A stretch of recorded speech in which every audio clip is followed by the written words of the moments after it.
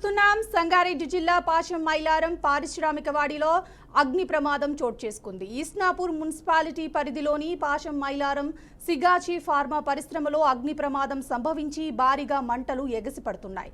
చుట్టుప్రక్కల ప్రాంతమంతా దట్టమైన పొగలు కమ్ముకున్నాయి. ఈ ప్రమాదంలో 5 కార్మికులు సజీవ దహనమైనట్లు అధికారులు తెలిపారు. శిథిలాల క్రింద 15 మంది ఉన్నట్లు అధికారులు అనుమానం వ్యక్తం చేస్తున్నారు.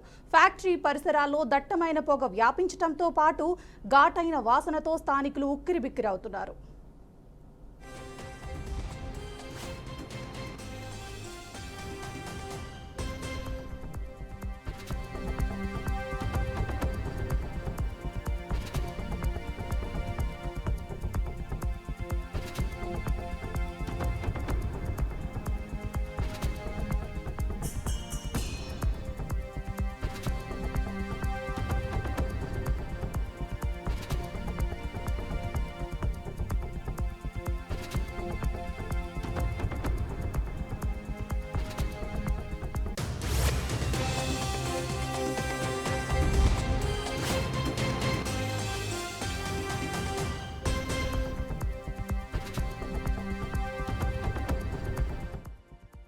సంగారెడ్డి జిల్లా పాశం మైలారం పారిశ్రామిక వాడలో అగ్ని ప్రమాదం చోటు చేసుకుంది. ఇస్నాపూర్ మున్సిపాలిటీ పరిధిలోని పాశం మైలారం సిగాచి ఫార్మా పరిశ్రమలో అగ్ని ప్రమాదం సంభవించి భారీగా మంటలు ఎగసిపడుతున్నాయి.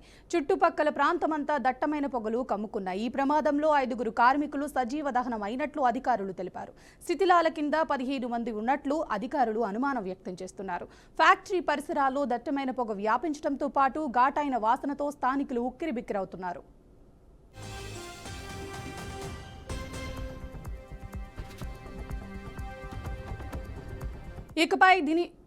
ఇకపై ఈ సమాచారం అందించడానికి బాసిస్తున్నారు. సంగారెడ్డి జిల్లా పటాన్చెరు పారిశ్రామిక వాడలోని సిగాచి పరిశ్రమలో భారీ అగ్ని ప్రమాదం చోటు చేసుకుంది. ఆ పరిశ్రమలో రియాక్టర్ పేలడంతో భారీ శబ్దంతో రియాక్టర్ పేలడంతో ఆ రియాక్టర్ పేలిన ధాటికి ఆ చుట్టుపక్కల పరిశ్రమలతో పాటు పరిశ్రమలోని కొన్ని భాగాలు కూడా చెల్లాచెదురుగా అయిపోయాయి. పరిశ్రమ పైకప్పు కూడా లేచి 1/2 కిలోమీటర్ దూరంలో ఎగిసిపడిన దాఖలాలు ఉన్నాయి. ప్రస్తుతం అయితే ఈ మంటల్లో ఈ షిఫ్ట్ లో ఉదయం 6 గంటలకు తెల్లవారుజామున ఘటన. ఈ ఉదయం షిఫ్ట్ కి వచ్చిన కార్మికుల్లో పేలుళ్ల ప్రమాదంలో చాలా మంది కార్మికులు చిక్కుకున్నారు. ఇది కాగా మంటలు చిక్కుకున్న 50 నుంచి 60 మంది కార్మికులు ఉన్నారు. 50 నుంచి 60 మంది కార్మికుల్లో కేవలం 15 మంది కార్మికులను ప్రైవేట్ ఆసుపత్రికి తరలించడం జరిగింది. ఇస్నాపూర్లోని కాకతీయ హాస్పిటల్, పటాన్చెరులోని ధృవ హాస్పిటల్, చందానగర్లోని ఎస్ఆర్కే హాస్పిటల్ తో పాటు మెరుగైన వైద్యం కోసం అపోలో హాస్పిటల్ కూడా కొంతమంది కార్మికులను తరలించడం జరిగింది. సుమారు ఈ ఘటనలో 5 మంది ఘటనా స్థలంలోనే దుర్మరణం చెందినట్టు సమాచారం అందుతుంది. మిగతా కార్మికుల విషయం వివరాలు తెలియాల్సింది.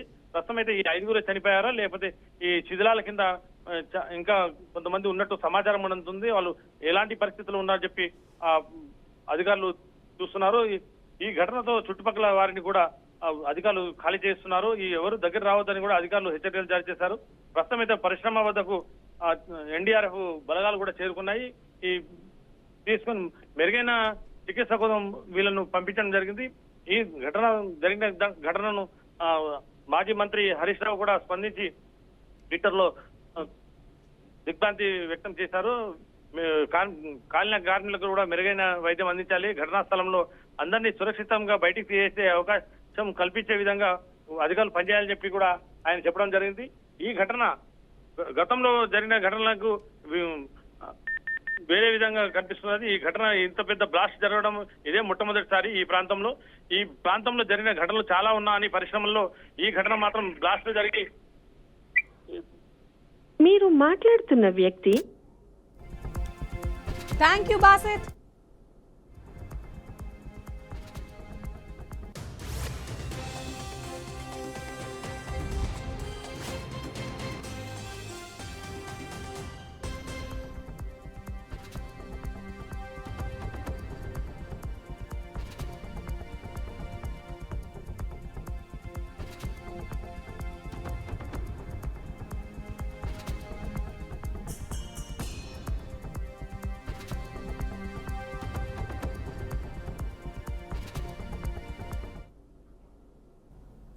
ఏపీ బీజేపీ అధ్యక్ష పదవిలో కీలక మార్పులు చోటు చేసుకున్నాయి.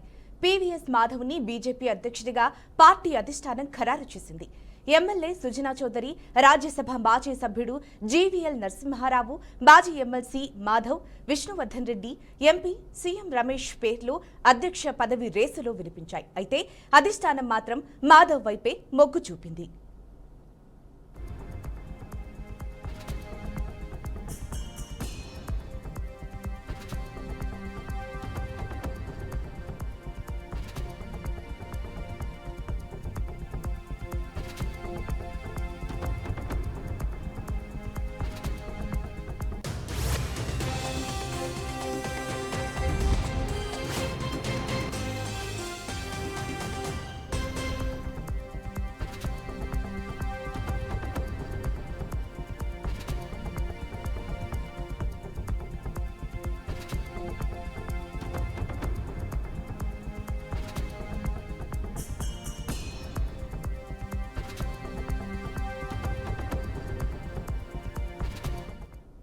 ఇక ఇదే అంశానికి సంబంధించి మరింత సమాచారం మా ప్రతినిధి బసవరాజ్ అందిస్తారు. చెప్పండి బసవరాజ్.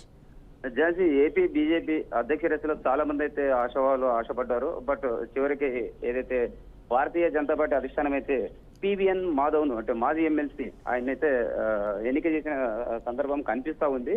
అంటే ఓవరాల్ గా ఆయన్ని నియమించడం జరిగింది.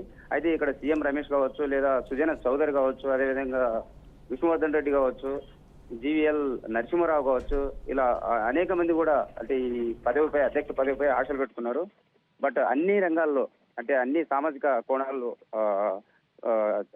బాగా పరిశీలించిన అనంతరం ఏదైతే బీజేపీ అధిష్టానము పివిఎన్ మాధవన్ అయితే ఖరారు చేసిన పరిస్థితి మనకు కనిపిస్తూ ఉంది. అయితే రేపు ఏదైతే 1వ తేదీ పదవి అధ్యక్ష బాధ్యతలు చేపడుతూ కార్యనిర్వహణలో ఆయన చురుకుగా పాల్గొనే విధంగా అధిష్టానం నుంచి ఇప్పటికే ఆదేశాలు కూడా రావడం జరిగింది.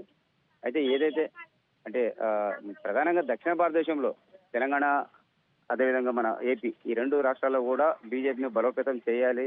అంటే 2027 జమిలీ ఎన్నికలు వస్తున్న సందర్భంలో కూడా రావచ్చనే ఒక విశ్లేషణ అయితే, వాదనలు అయితే వినిపిస్తున్నాయి. ఈ నేపథ్యంలో ఖచ్చితంగా అయితే బీజేపీ అంటే తన పాగ వేసేందుకు కూడా, అంటే బూత్ లెవెల్లో కూడా పార్టీని బలోపేతం చేసేందుకు అన్ని విధాల కసరత్తు మొదలుపెట్టినట్టు తెలుస్తుంది. ఈ క్రమంలో ఏదైతే పివిఎన్ మాధవ్ భుజస్కంధాలపై ఆంధ్ర రాష్ట్ర బీజేపీ భవిష్యత్తు ఆధారపడి ఉంది, ఆయన మీద అన్ని బాధ్యతలు మోపినట్టు తెలుస్తుంది.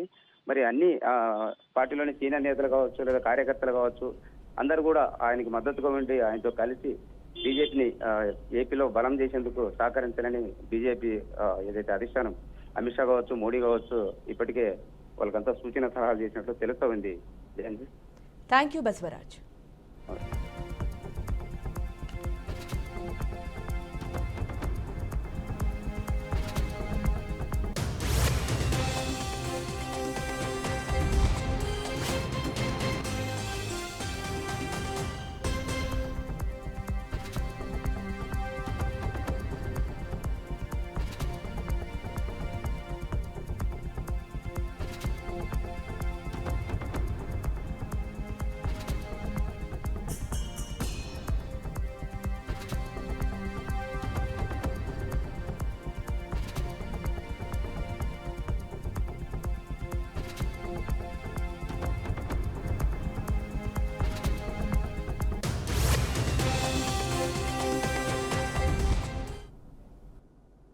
మాజీ మంత్రి వైసీపీ సీనియర్ నేత కాకాని గోవర్ధన్ రెడ్డిని పోలీసులు తమ అదుపులోకి తీసుకున్నారు.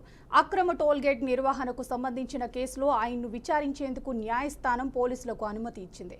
ఈ నేపథ్యంలో ఈ రోజు, రేపు ఆయనను పోలీసులు విచారించనున్నారు.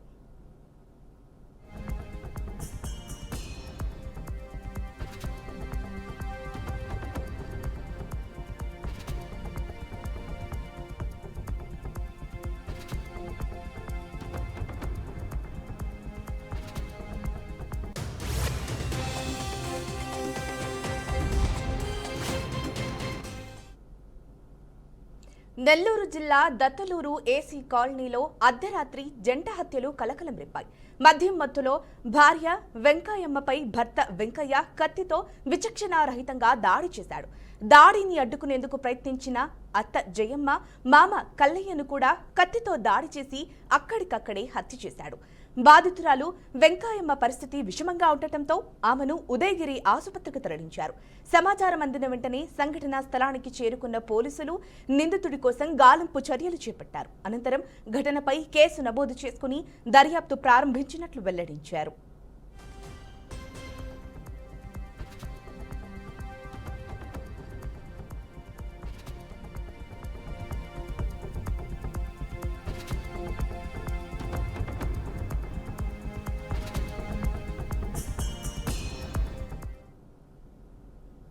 ఇవి బులెటిన్ అప్డేట్స్. చూస్తూనే ఉండండి. మరిన్ని అప్డేట్స్ కోసం చూస్తూనే ఉండండి బీఆర్కే న్యూస్ తెలుగుడి సత్తా.